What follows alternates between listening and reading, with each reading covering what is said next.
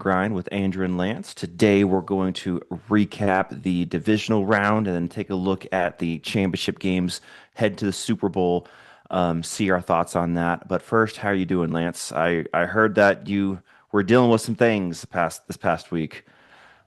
Yeah, feeling much better, Andrew. I celebrated my birthday at the beginning of the week, and that Happy night, birthday. thank you. And then that night, I got like the worst. I don't even know what it was. We'll call it like food poisoning, maybe slash stomach flu. No idea, but it was a tough 36 hours. And Mm. I wanted to stay home. I wish I could have, but I had really important meetings I had to get to. So, and yep. So just had to tough it out. Sorry, we had to put this on hold. Just was You not know, feeling well enough. yeah, a coworker of mine has this just very deep, thoughtful, and wonderful quote that she has. Life be life. Life definitely be life sometimes. It sure does. Yep. And a couple weeks ago, I was the one that was really sick. So I hear you. I hear you.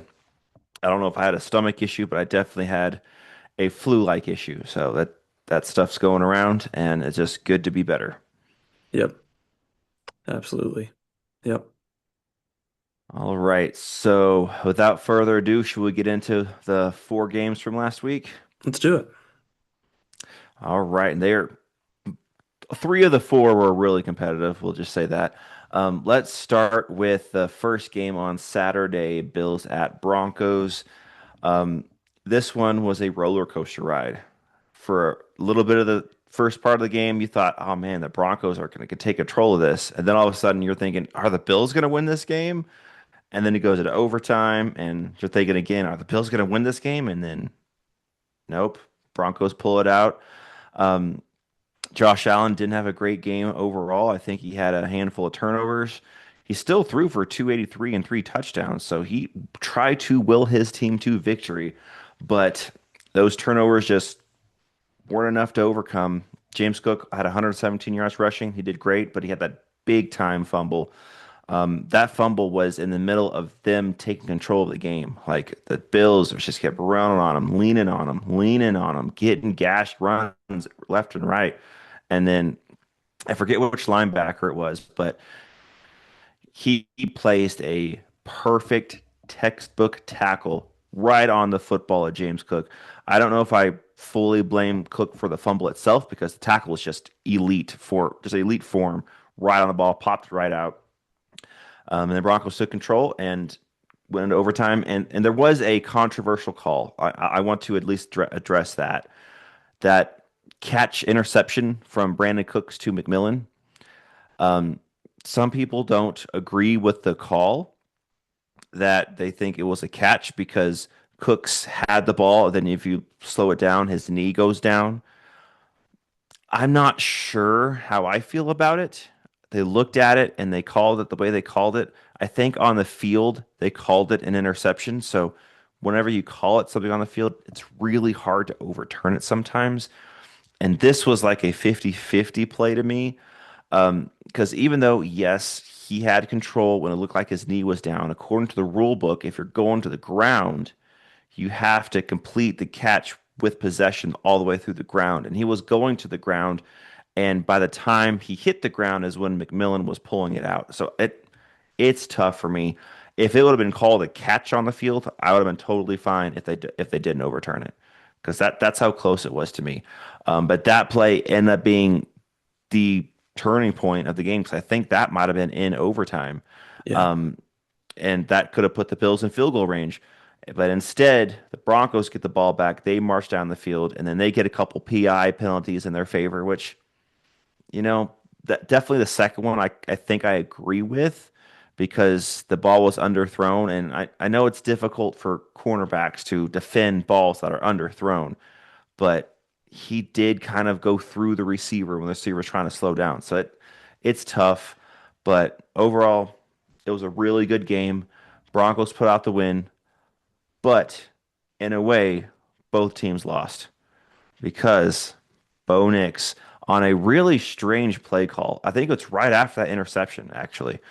They call a strange quarterback like run to the left side of the field, and it didn't do anything. He loses 2 yards, and I believe it was that play that he broke his ankle. And then the very next play was the pass downfield, which was very well underthrown. And watching the game, I was thinking, man, I understand that sometimes you can be a little inaccurate, but that ball was way underthrown. And that was why, part of the reason why, because he broke his ankle right before that, and he couldn't probably fully step through the throw. Really sucks for the Broncos because they're going to be hosting the AFC Championship game with a backup quarterback. Now, could Jarrett Stidham win? Very possible. But definitely the edge in the favor goes to the Patriots right now because of that injury. So it sucks for the Broncos. Um, they just got to figure out a way to win now. They got a good win against the Bills, and unfortunately for the Bills, after that, everyone got blame outside of the GM, which was really strange because the GM put this roster together that has no receivers and a defense that's average. They have an elite quarterback, a really good running back, no receivers, and an average defense, and you wonder why they lose. It was a strange decision to me. I didn't agree with it, but Well, I someone took the think fall. can we Yeah, can we just focus on that for a second? Because I think this yeah. is important. But Brandon Cooks, if he is more disciplined on that catch, it's not an issue. And I know it's tough, and I realize it's tough, but he was not disciplined on that catch. And I don't know if it was because it looked like after the play he might have been hurt, or I couldn't tell if that was Mm, because he was mad at himself for realizing he made a mistake. But he did not do a good job on that catch. He did not. Sometimes I think players make the mistake of the refs will bail me out. They'll mm, bail me out here. They're going to hmm help me. They're going to throw me a bone. It doesn't matter whether you think you deserve a bone or not. You have to play well enough to beat the refs and the person you're going up against. So that's a big part of the problem. But the other big part of the problem is why is Brandon Cooks the guy that's getting the throw on that play? What are you doing? Like, why? By the way, I just want to say this too. This is important. 2025 called, they want their Keon Coleman excuse back.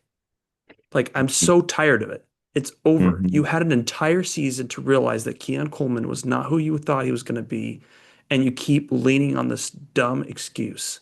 Like, perfect example, Andrew. The Eagles missed out on Justin Jefferson. Does Howie Roseman spend the next 3 years crying about missing out on Justin Jefferson? No. You know what we do the next offseason? We get Devontae Smith. What do we do the offseason after that? We get AJ Brown. You don't cry about it. Stop crying. It is so immature to cry about one bad decision. Well, guess what? Did that bad decision tell you that you should go pick Dalton Kincaid, an old tight end who's playing like an old tight end, who's getting injured at a higher rate than probably the average tight end? Did it tell you to only make Khalil Shakir your number one receiver? Did it tell you that Ray Davis was going to be a great receiver? Did it tell you Mecole Hardman would be a good receiver? Did it tell you Curtis Samuel will be a good receiver? Enough of the excuses. I hmm I'm very angry, Andrew, that the wrong guy got pinned for the blame for this game. Yeah. It's ridiculous. The fact that the Bills, as the number 6 seed, went on the road and almost beat the number 1 seed in a second game in the playoffs and almost pulled it out is a hmm testament to the type of coach that Sean McDermott is. Um, hmm I'm all for blame, right? If you want to talk about earlier in the season, the games that the Bills should not have dropped, like the Falcons game, if I remember that right, that they lost to the Falcons. Yep. They lost the Yes. Falcons, and I think they lost the Dolphins. Yeah. So those inexplicable losses, yes, they deserve to be thrown to some degree on Sean McDermott's shoulders. But to blame this loss on McDermott is weak. It is so weak and pathetic. I mean, and we didn't even mention it too, Andrew. And I know I'm getting ahead here, but the fact that your GM now is the president of the team, what are we Yep. I was about to doing? say that. Hmm What are we doing? Um, I've been a sub like low key Bills fan quite a bit because of McDermott and Allen, but I'm firmly on the like I hope that they're awful. I hope they're the worst team in the NFL next year because of all the decisions they've made. Um, just the press conference this week talking about Sean McDermott influencing to get Hmm. Keon Coleman. Dude, it's one player. One player. That doesn't make up for this defense. By the way, this defense had 0 sacks on Sunday. Congrats, defense, for doing nothing on the defensive front. Like that's just pathetic. This was a game that there Yep. should have been at least some defensive pressure from the front four. None. They gave up Like 33 points to an average offense. it's frustrating, man. I'm Hmm. I'm deeply frustrated. And I know that Josh Allen deserves some criticism, right? 3 fumbles on the ground, 2 interceptions. Hmm. That's not Hmm. good. It's not winning football. You already mentioned James Cook's fumble. I just, there were other answers here. And I feel like the Bills chose the easy button. What's the easiest switch out we can make? Switch out Sean McDermott. They will regret this decision. I'm happy to say that on the record. They're going to regret this. And the way I'm looking at it is, okay, if you want to start pointing the finger at somebody, it needs to start with the GM. And if you want to get rid of the GM and the coach to start Yes, fresh, I would have been sure. like, That's that fair. would make a little sense. But to just blame the head coach, that is not fair because he was coaching a average roster, an elite quarterback, but an average roster. And this roster's been that way for years. I mean, even with Stephon Diggs, you didn't know when Stephon Diggs was just going to melt on the sidelines and not want to play Yeah. football anymore. So and I know that he has, I don't want to say McDermott's fallen short, but the Bills have fallen short in the playoffs year after year after year in games that they were so close to winning. And it's frustrating for an organization to say, what can we do to get over this hump? Because if it's not Mahomes, it's Burrow. If it's not Burrow, then in this game, it's Bo Nix. How are we losing to Bo Nix? I get the frustration if you're an ownership group, but you can't just blame the coach when this roster is the way it is. If they had like an elite wide receiver and their defense was really good and they still lost this game, okay, I'm with you. Maybe we need to look at a different coach. But this roster was, I mean, the Broncos had the better roster, and that's saying something because they're not an elite team. They got a good defense, but they don't have any receivers either. And Bo Nix is a fine quarterback, but nowhere near a Josh Allen. Broncos roster isn't that good, but their roster is better than the Bills. That's saying something. And that's the GM putting the team together, and somehow he gets a promotion. It's It's wild. unreal, man. It's unreal. Hmm. I I kind of hope that for Josh Allen's sake that he asked for a trade to get out of there because I'm sure he would have fought for McDermott if he was asked, which that's a different conversation on should quarterbacks have decisions with personnel and with coaching. That could be a topic for another day because Well, I mean, I could see both let's talk sides. about coaches. Yes. Yes, they should have a say on coaches. Players, I think that one's up for debate, but coaches, absolutely. You Yeah, we're have to talking to be you, Aaron Rodgers.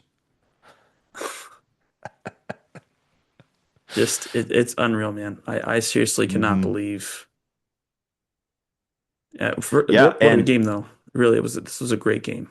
it was a great game. Yeah, and if the Bills did made this decision while there were still elite coaches out there, I'm like, okay, if you're getting rid of McDermott and you get a you get a Harbaugh, awesome. He's still going to lead you to really good success. But there's no one like that out there now. Who's going to be their head coach now? It's going to be some up and comer that's not proven. See, Well, and I thought about this too. I think that the last dance is kind of playing in people's mind when it comes to like bad coaches or coaches that are just taking you just far enough to like make you taste victory. And so you switch hmm, out. But the thing is, like the thing we have to remember, Phil Jackson was in the wings. So who's in the wings for Buffalo right now right. to take over this team? I firmly believe you don't, especially the way it happened. You don't just let McDermott go if the plan is to make Joe Brady your head coach. I don't think that's the plan. That's my opinion. I just think if it was the plan, you would have proceeded very differently. And it would have been done already because Brady's out there getting interviews with other teams for other jobs, either coaching or coordinators. And if the plan was to supplement him right in, he would have been signed already. And he's Yeah. not. That's not the plan. I firmly believe that is not the plan for this team. Hmm. I don't even know if there is a plan. It might be Dable, which, Eh, eh, you know, is he gonna have Josh Allen out there when he's hurting with concussions? well, Eh. and speaking of Dable, that makes me think of the Giants. How do both of well, th two of the three New York area teams fire their head coaches but keep their GMs? What's going on here? Hmm. Like, we can't be serious. That's crazy. Hmm. Yep. I don't know. I don't know what some of these decisions are being made. I'm just glad that I don't have to worry about ownership on my team. Our ownership group is top notch, top of the line. Love our ownership group. They don't pull any punches. They don't lowball anybody. I don't know the numbers, and I don't think the numbers will ever be revealed, but it's reporting that Brian Flores was made an offer he couldn't refuse as far as financial. So awesome. Get him back in the building. Now, he still get a head coach job? Absolutely. And he deserves a head coaching job. I think he still is in the running for the Steelers job. But I really don't think he's going to get it because he had two interviews. He would have been named the head coach by now, I would have assumed. But our ownership group just opened up the doors, opened up the bank, and said, "How much you want?" And I love it. Yeah. Yep. All right, let's move on to San Francisco at Seattle because this was a game, boy. It started out immediate opening kickoff. Rashid Shaheed, touchdown. 7-0 Seahawks immediately. And I you did call it early on when I picked up Shaheed. You thought that was a really good move. And it took him a while to get going, which of course it's a new team, but he looks like I don't know He's a which one stud. was a better pickup, but him with the Seahawks or Myers with the Jaguars, because both were very good pickups. Like trade deadline pickups that really changed the outcome of their teams. Because without him, the Seahawks still are trusting Cooper Cup, and the return game isn't all that great. So, but just amazing pickups, and those guys didn't cost much. I think Rashid Shaheed cost a fifth round pick, I believe. But it's just, I mean, they're like, thank you, because we're loving every minute of Rashid Shaheed right now. I want to start It with, was well, a fourth and a I'm fifth, so a little more expensive fourth than and a that. fifth. Okay. But I would still Okay. say the return value has been insane. Absolutely. Absolutely. So with this game, um, 49ers just they didn't have enough dogs in this fight with all their injuries and with just the roster being decimated. I mean, their highest receiver was Jake Tongs, 5 for 59, and Christian McCaffrey got shut down. But we've been saying this all year long that if you shut down Christian McCaffrey, this team cannot do anything, and that's what the Seahawks did. McCaffrey had 35 rushing yards and 39 receiving yards. He did nothing. He was a no-show because the Seahawks defense shut him down. And the Seahawks on offense just did what they needed to do. Let's just run the ball. They had what was this 33 total carries opposed to 17 pass attempts, or actually 19 because Darnold was sacked 2 times. So 19 pass attempts to 33 rush attempts. That's a very good recipe for success, especially if you have the lead and Yep. your defense is just leaning on the other team. So well done by Seattle. I was under the impression that this might be a little bit closer because of the division teams aspect, and with them just playing each other 2 weeks ago, and it was a 13-3 game. It was close. 49ers had a chance at that game. But when you allow an opening kick touchdown and then you're already down 7-0, and then you, I think, have three giveaways. Yeah, they had Hmm. two fumbles lost and a pick. You ain't winning that game. And when the Seahawks get a lead and they can lean on their defensive run game, good luck, buddies, because you probably aren't winning that game. The way to beat the Seahawks is to either get up on them quickly or don't get down big. Make it a one-score game where they can't just run the ball, where they have to rely on Darnold a little bit. Because in this game, Darnold was 12 for 17, 124 passing yards, one touchdown, no picks, sacked twice. He didn't have to do anything. He was just, third down. All right, let's get a first down here. Run the ball, run the ball, run the ball. Um, his net yards because of the two sacks was 106 passing yards net. That's it. He just was out there chilling, just out there letting Kenneth Walker have 19 carries for a buck 16 and three touchdowns. If the Seahawks could continue to do that, they could very well win this Super Bowl. Um, he gave Well, a that's thumbs up on accident. yeah. Thank you for my wonderful take. I agree with that thumbs up. Um, but I don't think the Rams are going to allow that. So we'll get into that later. I think that's going to be a really interesting game. But the one thing I wanted to touch on, then I'll let you get into your points is, and this is going to circle back in my Vikings. I am getting kind of tired of the narrative of the voice out there of the thought, which this is coming from fans and coming from like sportscasters like ESPN and these people. It's just ridiculous. This notion of, oh, the Vikings probably wish they kept Sam Darnold. They would have been an NFC Championship game too. No, we wouldn't have. And there's multiple reasons why. We're going to start with his contract. So he's making a little over 30 million a year, which isn't expensive for a quarterback. That's a pretty good deal, especially how Mhm. well he's played most of the year.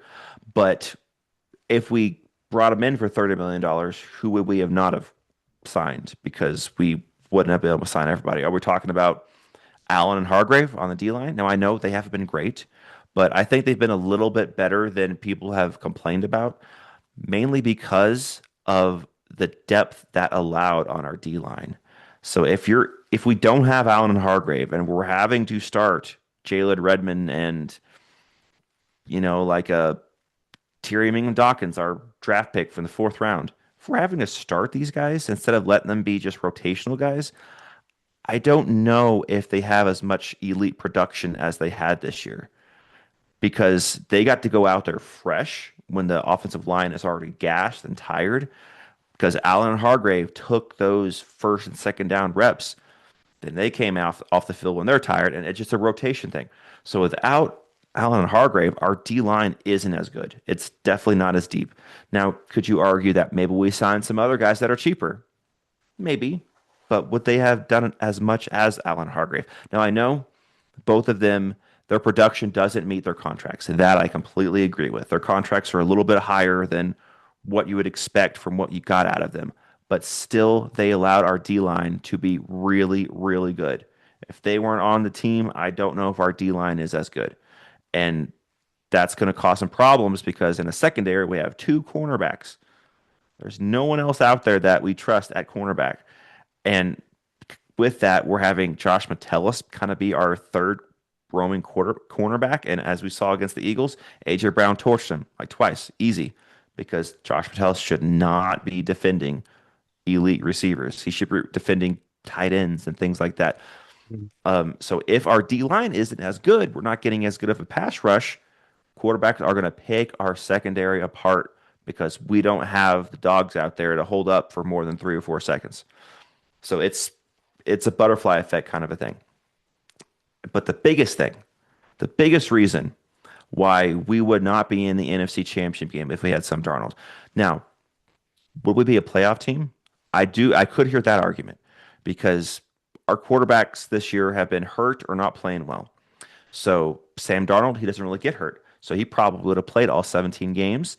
Our quarterback play would have been better. I absolutely could hear the argument that we would be a playoff team.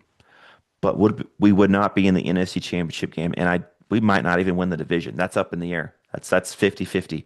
So we might not even get a home playoff game. We might have had to travel to like the Bears or to the Eagles or whatever it would be, and that's going to be really difficult to win.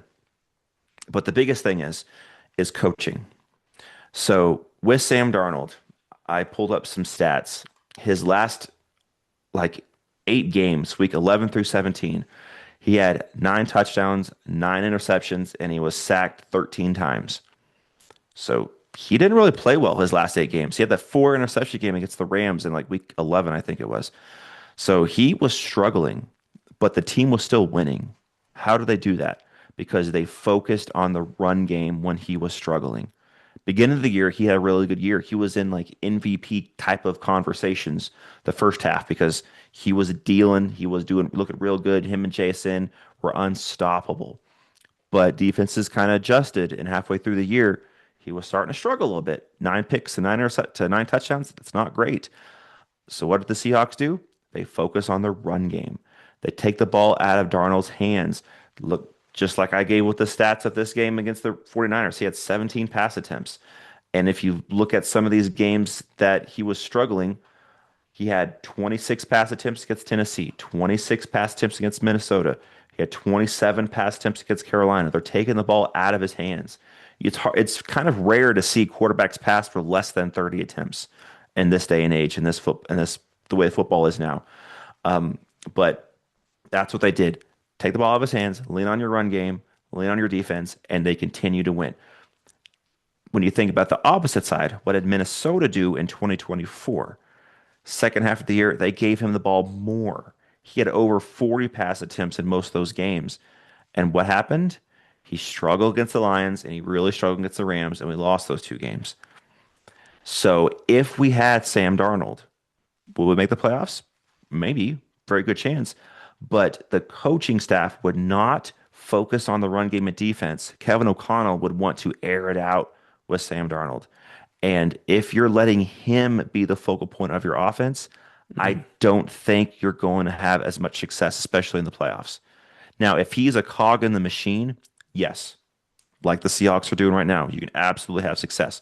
But this would not translate on the Vikings team because A, our O line isn't as good as the Seahawks, and B, our coaching staff would just air it out and he would make mistakes. Our offense is more complicated than the Seahawks. Seahawks have a simpler offense than the Vikings. Not that simple, but it's simpler. So the Seahawks have done well in giving Sam Darnold what he needs to succeed. Minnesota wouldn't have done that as much because of our coaching philosophy and our offensive philosophy. So that narrative of if we only kept Sam Darnold, we'd be playing for a Super Bowl right now. No, we wouldn't be. Will we be playing in January? Very possible. I could see that argument, but we'd probably be out in the divisional round. We might win a playoff game, which would be great, but we would not be playing for a Super Bowl. So I just wanted to get that narrative squashed.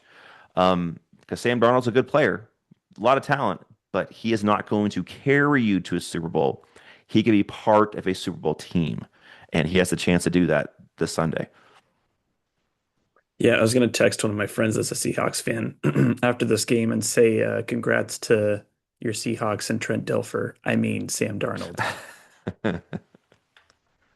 Because Hmm. if there's anybody that should get the Trent Dilfer Award, I think Sam Darnold's making a very strong case right now. He's Hmm. definitely putting up Trent Dilfer type effort from that 2000 Ravens team. So Hmm.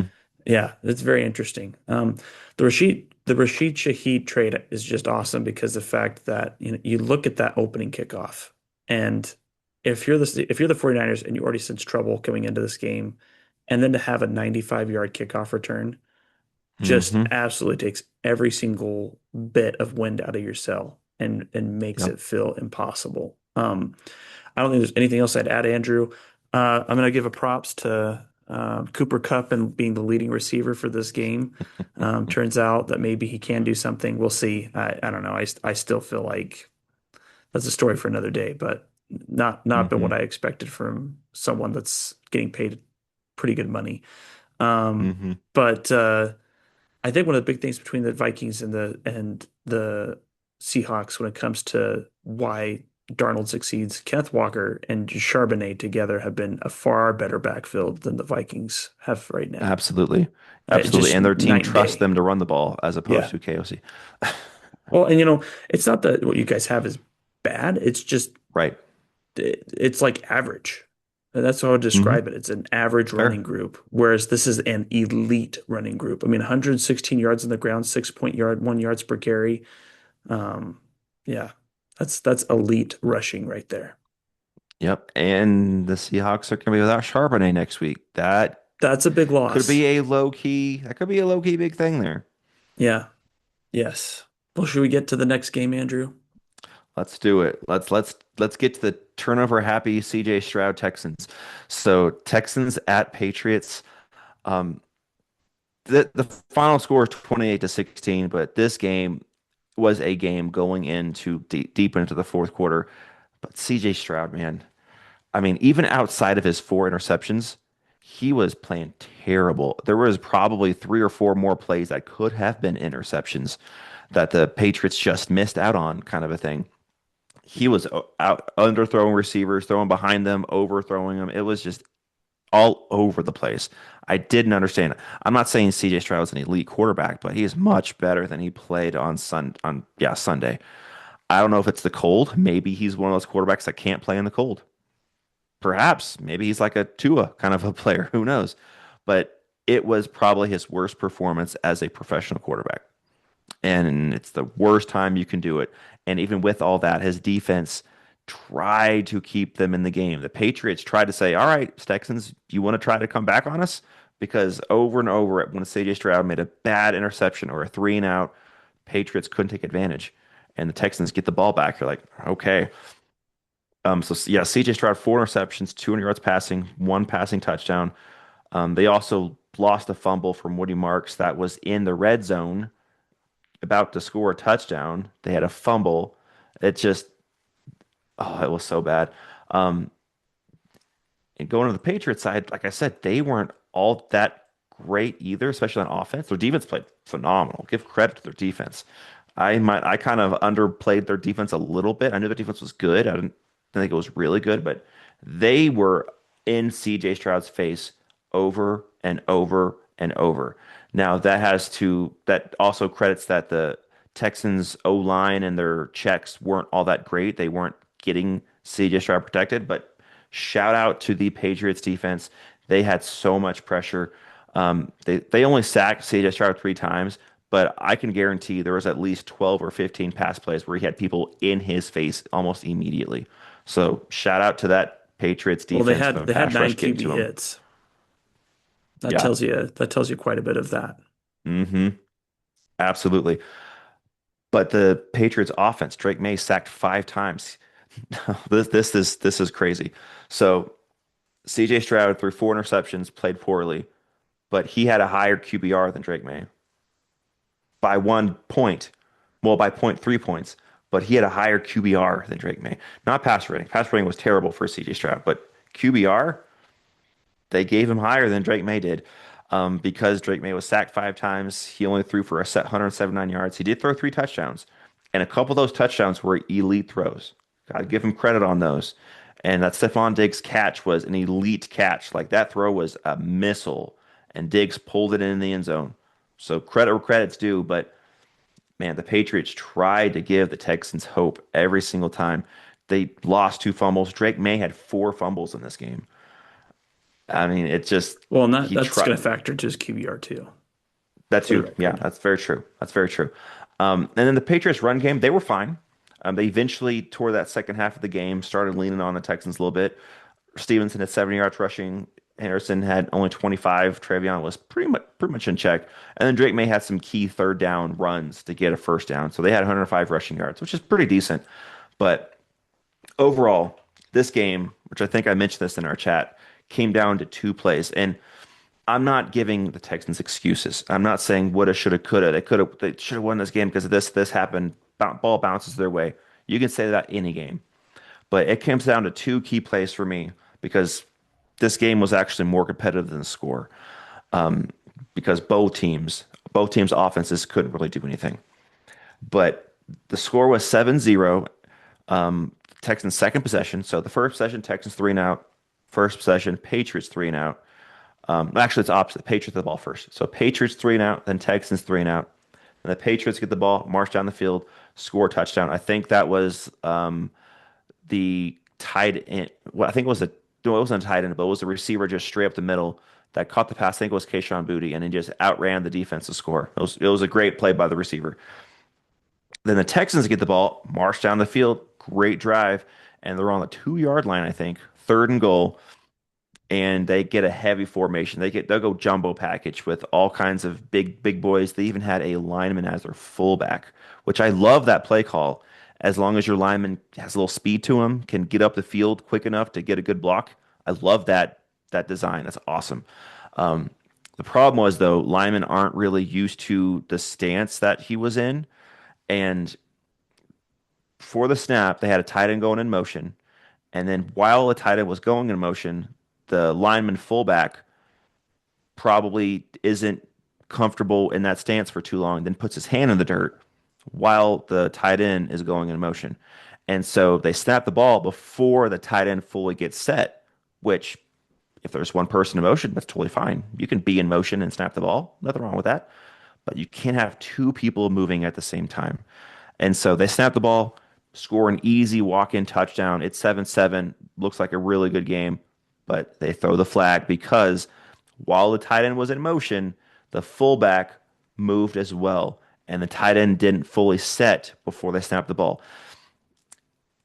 Did did the fullback lineman putting his hand in the dirt affect the play at all? No. I bet you no defensive player even saw it because they Mhm. were focused on the line, focused on the quarterback. But according to the rules, that is a flag. That is an illegal play, illegal motion, legal formation, whatever you want to call it. So they throw the flag. Now it's third and goal from like the 6 or 7, and the Texans still had the opportunity to score. They didn't pull it out. Incomplete pass, field goal. So that's 4 points. So it would have been 28-20 if we're just doing that. I know if they scored, lots of things would have changed. Butterfly effect scenarios, a lot of things would change. But that's just 4 points would have been 28-20 if we just did the points itself. And then the other play, this is CJ Stroud just not being smart. The Texans had the lead on this play. I don't know if it was like 13-10 or whatever it was, 13-7, but the Texans had the lead and the ball, the chance to get more points and just take control of the game in a manner of speaking, because their defense is just playing lights out.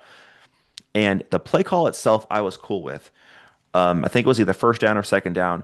Like a play action where the receiver tight end goes to the opposite side of the field, bootleg to that side of the field. Usually it's an easy little completion to where maybe 3 or 4 yards, boom, almost like an extension of the run play. I'm kind of cool with that play as opposed to just running out the middle. But it's a wet day, so I think it was a tight end going across the formation slips, and that's the only receiving option you have on that play, really. He slips, he can't get into his route. CJ Stroud snaps the ball, and immediately he has pressure in his face, which there's a missed block by the line. Can't do that. But right after the snap, he has pressure in his face, and instead of taking your medicine, taking the sack, going on to the next play, most likely going to be a punt, which there is a quote I think they had from Drake May before the game, which I thought was absolutely brilliant. He said that every possession you want to end in a kick, either a field goal, an extra point, or a punt. If you're doing that every single possession, you have a great chance to win. Punting is not a bad thing. Not a bad thing. If you lose that drive, all right, we lost. You won defense. We're going to punt, pin you deep. But instead, what does CJ Stroud do? He tries to play hero ball. He sees he has some kind of receiver out there, and it just tries to throw it. And while he's throwing, his arm gets hit, ball gets popped up straight in the air. Interception, taken to the house for a touchdown. If CJ Stroud takes his medicine, doesn't pull a Max Brosmer, takes his medicine, takes the sack, and it's like either second and long or third and long. All right, draw play, let's play defense. They don't get that touchdown. That's that's the difference in the game right there, are those two scores. The really silly illegal formation, which is to the rule book, correct. Don't get me wrong. And then CJ Stroud being really dumb. Some interception see through. The process was correct, but the execution was not correct. This, everything was wrong. The process was way wrong. The execution was way wrong. Just don't do it. The other interception, he's like, all right, I can see where you're trying to go. Terrible accuracy, but I can see we're trying. Don't do this one. Don't. Just take the sack. If he just takes the sack, who knows what happens in this game? But he didn't. Patriots took advantage. Patriots won the game. Congratulations. Now you're going to Denver against Jarrett Stidham. Probably have the advantage and might be going to a Super Bowl. So congratulations to the Patriots. Um, Texans, do you need to go back to the drawing board and figure something out because O-line isn't that great, and CJ Stroud, is he the answer? I don't know. That's a question. You can't extend his Definitely a contract at question. this point. I think that would be a bad Yeah. decision. Um, I do have to say, Andrew, this is funny. We're speaking about Patriots and what could potentially happen.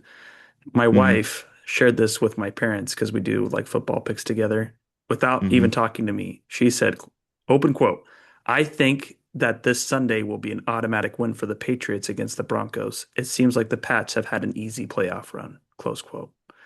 So, Dallin, there's an unbiased perspective for you. You're welcome.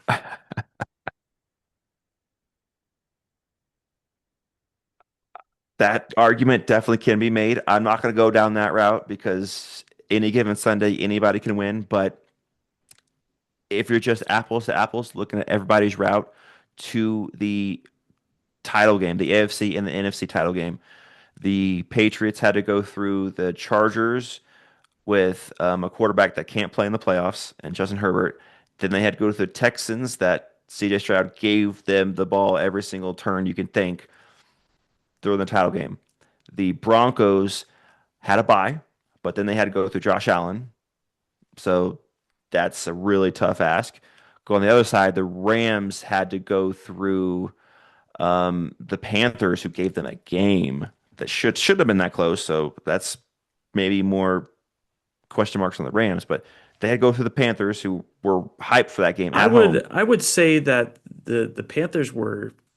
I mean, we talked about this, man. I told you all year that I felt like the Panthers were the sneaky good team that could Hmm. catch a team and really give them a run for their money. Yeah, and they sure did, I felt and I they felt sure like the did. Texans always had a shelf life that was limited because of CJ Stroud. Hmm. I mean, Hmm. you cannot tell me that you watched that Steelers game last week and felt like, oh, this is a team that has a legitimate chance to win the Super Bowl.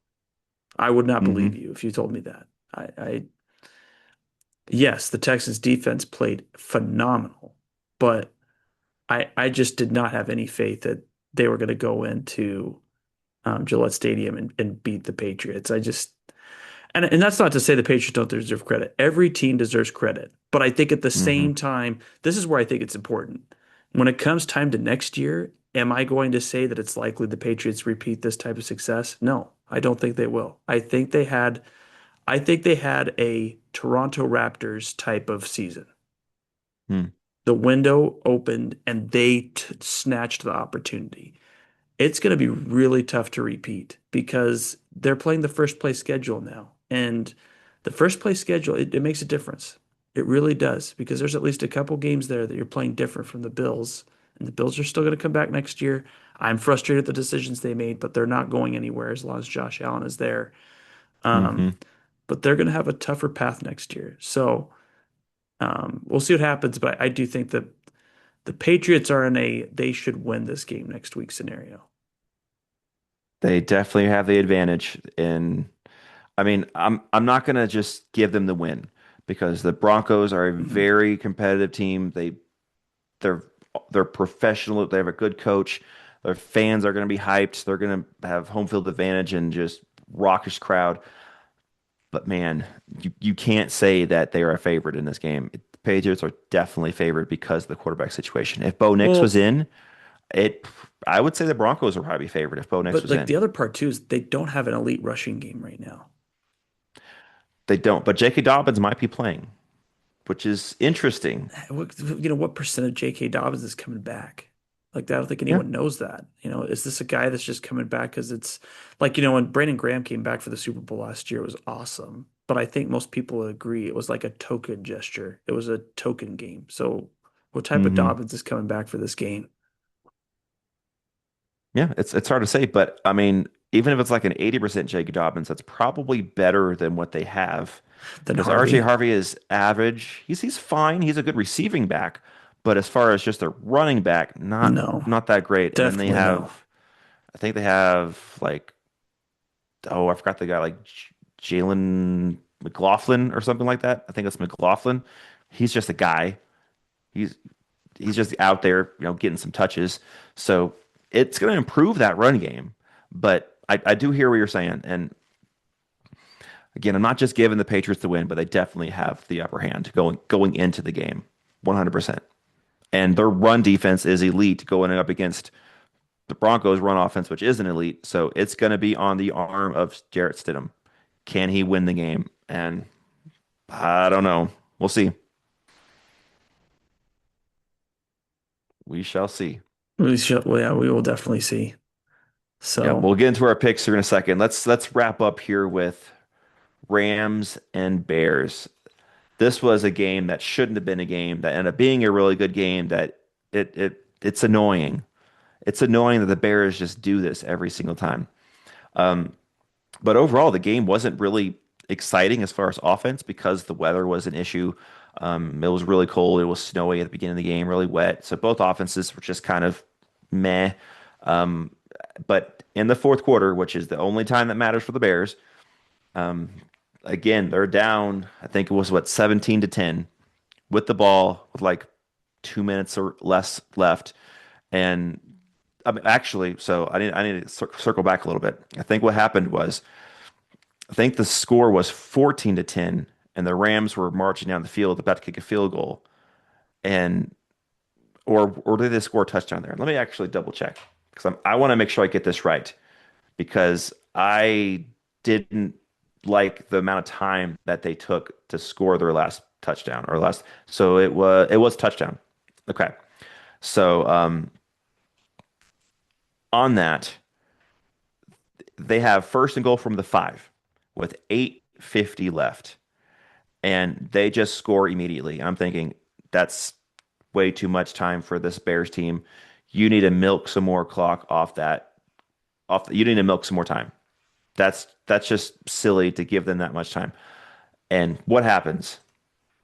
Bears get the ball back and they march down the field and they do Bears things. So on 4th and 4. wasn't there two possessions between this, a possession for the Oh, was Bears there? and a There punt? there might have been because I was just Yeah, looking at the scores. There might have been. yeah. Yeah. Sorry, go ahead. No, no, you're good. Yeah, you're right. Yeah, there was so yeah, let's I mean, your see. point still stands. It's too much time. You should be playing with a goal to run down the Yes. clock. Yes. Yes, because they had the lead at that time. Well, actually no, they were down by I think a point. I think it was I think it was like 14 to actually it was 14-10. They had the lead at that point. 10-10. Let me get everything right here. It was 10-10, and they're about to take the lead, and they just score immediately. I'm thinking, oh boy, here we go. And then, like you said, the Bears downs, and then they get the ball back to the Rams, but the Rams do nothing with the ball. Minute 13 on the clock, they punt, and Bears get the ball back with a minute 32. Minute 32. You're thinking, okay, this game should be over. But some Caleb Williams thrives in that moment. I'll give him credit on that. His ability to extend plays and make something out of nothing is elite. I can't argue that point. The rest of his quarterback play, that's questionable. In the pocket, it's questionable. But when he extends plays and tries to make a miracle happen, he does it over and over again. So credit there. But that 4th and 4 play, that was just insane. I mean, he gets pressure in his face immediately. Rams, you should have sacked him. Take him down. Don't let him keep backpedaling. But he backpedals like 15 yards. I think he throws that ball from the 50 around there. That laser. And was that a push off by Cole Kmet? Maybe. I didn't fully see it, but you got to play. You got to play. And the corner gave up after he got kind of pushed off. He was like, oh, he kind of But that tried to just goes flop. back to the Brandon Cooks example. It Hmm. is your job to continue playing Yep. until the play is over. Until the Yep. whistle And blows, your job is to keep playing. and he got pushed and he tried to sell the flag. Cole Kmet wide open touchdown in the end zone. Now, I thought this was a very interesting point, and I kind of am a proponent for this, but there were people saying that the Bears should have gone for 2 there. And I was like, ooh, I kind of agree because the way the Bears play with their back against the wall, just desperation mode at the end of the game, how good they are at that, I think they would have scored that 2-point conversion. I really do. And that would have put the Rams in a tough spot with like 18 seconds left, having Hmm. to go kick a field goal with no, I think maybe one timeout They had left. one timeout. So which that would have been interesting. and we talked about this, Andrew, and I will die on this hill. You have 18 seconds. You go play for that freaking game. What weak sauce to take a knee. I am still so peeved about that. I am with you if the weather is good and if their offense was in rhythm, but I think that's too risky in that scenario because their offense was playing poorly. And I think there's a higher chance of disaster happening with 18 seconds left, just like that Josh Allen at the end of the first half. The Bills were aggressive. They tried to do something, and Josh Allen fumbles the ball, and the Broncos get the ball back, kick a field goal at the end of the half. And I that was do a 3-point think game to end the I do game. think it's important to note though, Matthew Stafford is a traditionally very smart quarterback. He doesn't make many turnovers. His stats support that. I mean, really, like It's fair. he's got like a 4-to-1 ratio. That is Hmm. unheard of. I I would trust Matthew Stafford. If you have Josh Allen, I understand. You've got Brett Favre on your team. Like you got to put the handicap on your quarterback because you Hmm. don't trust him to make plays without being dangerous in terms of giving the ball back. I just think, man, they lucked out with that interception by Caleb Williams in overtime.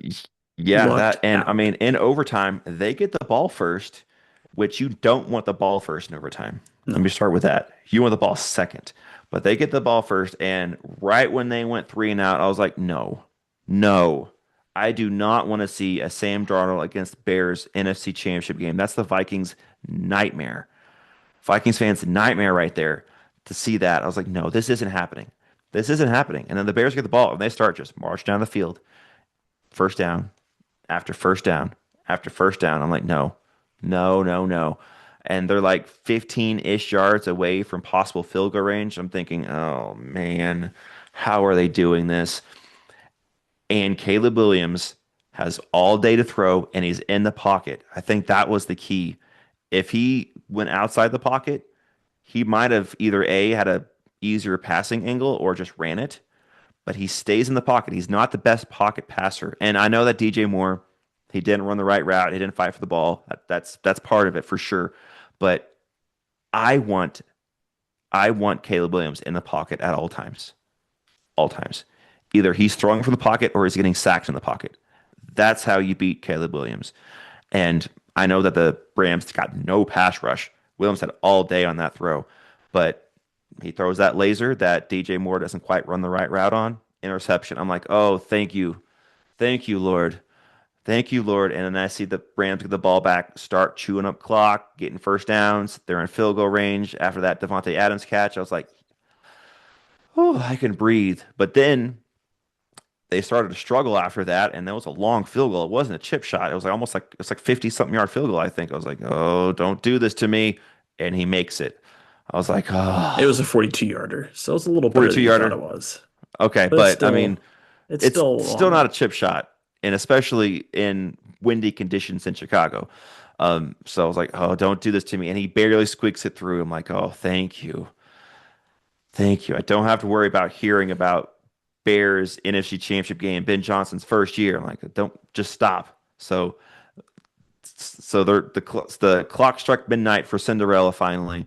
Um, and we'll see what the Bears can do next year because they have a lot of holes on this team. I know they've won, what was it, 11 or 12 games and a playoff win. They won 11 games and a playoff game. So that's awesome.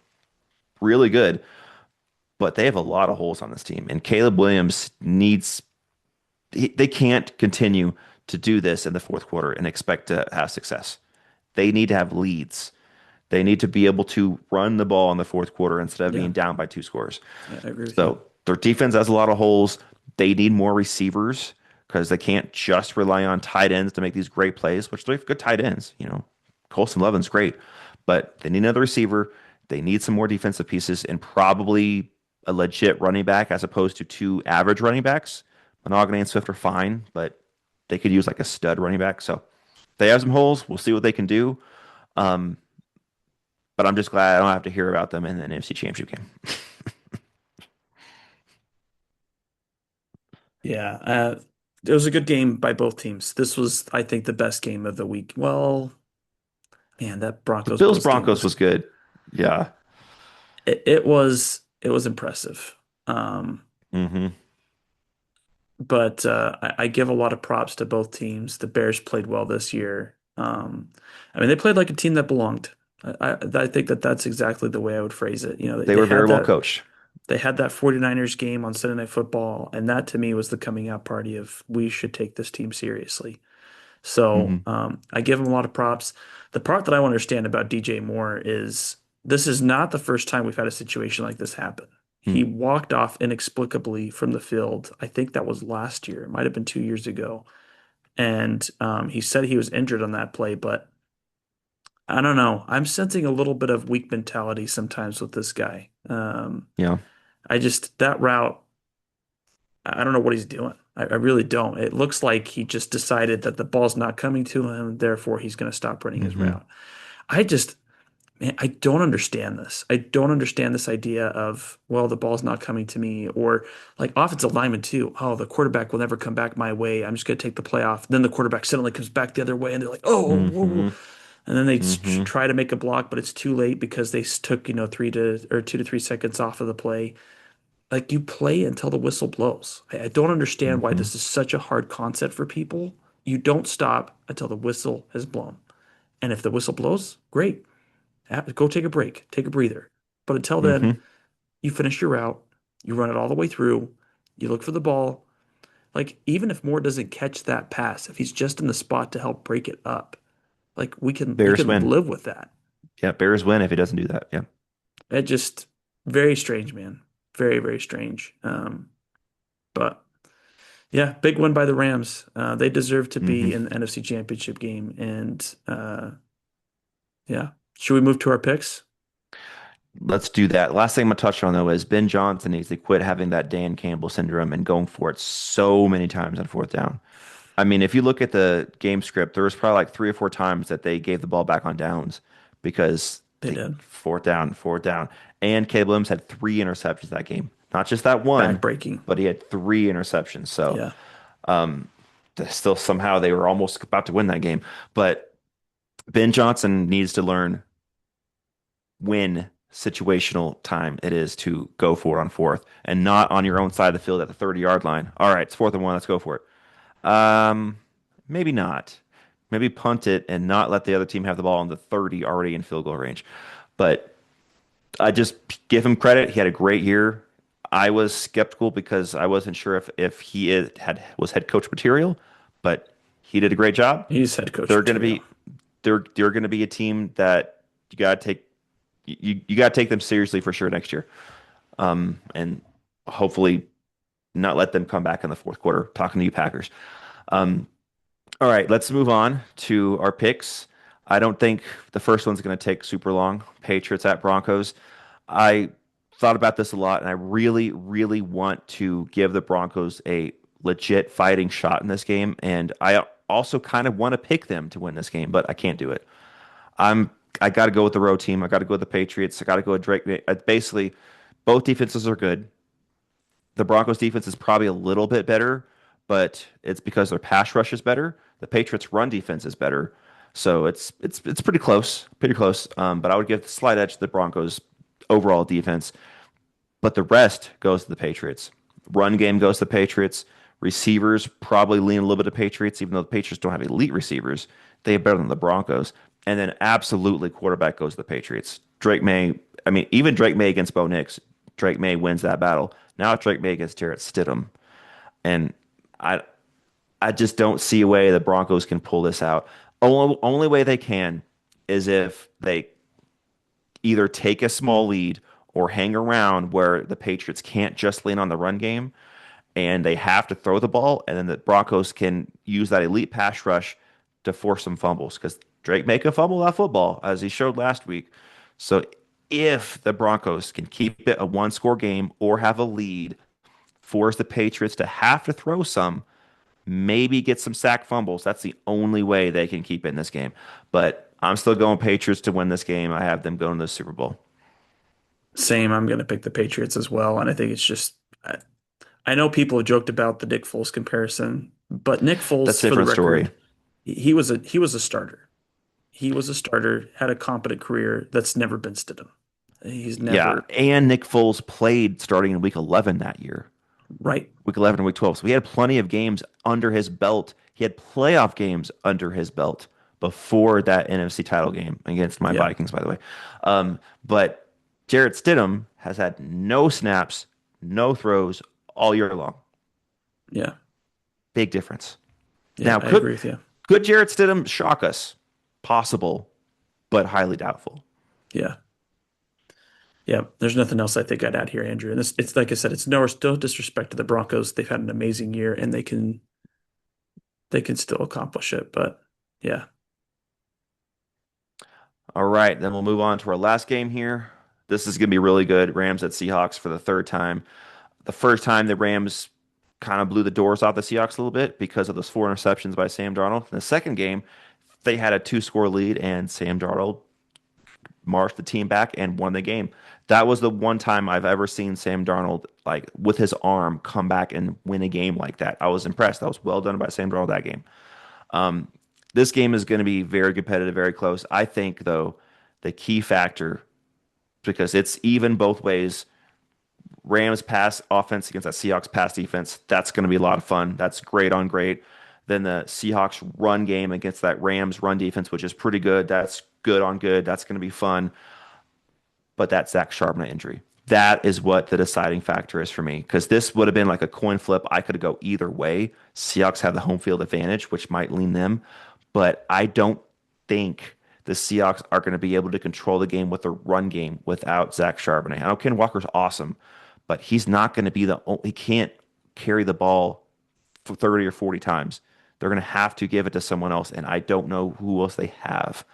So I'm going to go Rams to win this game. I'm going to go that it's going to be based off of the arm of the quarterbacks because I think it's going to be competitive. I think it's come down to the wire. And I don't think the Seahawks are going to be able to control this game with a run game. And I'm going to go Matthew Stafford over Sam Darnold. So I'm going to go Rams probably by like a field goal. Maybe Rams have the ball at the end of the game, 2 minutes left, march down the field, kick a field goal to win kind of thing. And it's going to be like a 30-27 or somewhere in that range where it's going to be a lot of fun, a lot of big plays. But I trust Stafford over Darnold in key moments. So I'm going to go Stafford and the Rams. Yeah, I'm struggling with this one, but for me, it's the quarterback tiebreaker. I think Matt Stafford is going to do enough to win, and I know he didn't have the greatest game last week, but Actually, in the playoffs, he hasn't really played all that well. Even against the Panthers, he was kind of but still, I think Panthers we see that differently. I see that Colby Parkinson throw as like that is an that was elite elite, throw. Yeah. and I think that there was elite moments in the Panthers game, but the Bears game I would agree with you. Now, granted, it was in the cold, it was snowy, it was windy, harder to Hmm. look impressive unless you do what Caleb Williams does, and that's take tons of risks and get tons of rewards Hmm. at the same time. So, Hmm. but that was clearly not Matt Stafford's strategy for the last game. So, I'm with you though. I think the Charbonnet injury is underrated in terms of how much attention it's Hmm. getting. Um, we'll see. We'll see what happens. This is going to be a close game. I would be shocked if it's not close. So, Yeah, it's going to be so fun. This game is probably going to be the most competitive game, the most fun game maybe of all the playoffs. Even though we've had a lot of good games, I think this one's going to be insane. These yeah, two teams hate each other and a ticket to the Super Bowl. This game might be more competitive than the Super Bowl is going to be. We'll see. But this is going to be a lot of fun. yeah. Well, this was good, man. I'm glad we got to do our picks and we got to review. Absolutely.